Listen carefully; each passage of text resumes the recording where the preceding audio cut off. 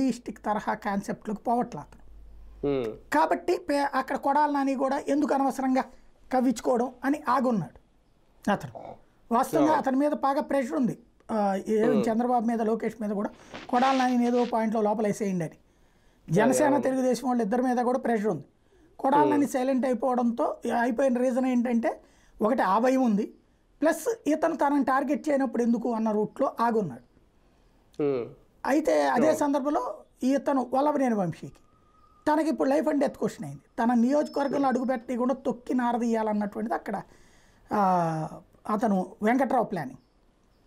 తనకి నోటి దగ్గరకు వచ్చిన ముద్ద లాస్ట్ ట్రిప్ ఇతని వల్ల ఓడిపోతే ఇప్పుడు అతను గెలవగలిగాడు తెలుగుదేశంలోకి వచ్చి.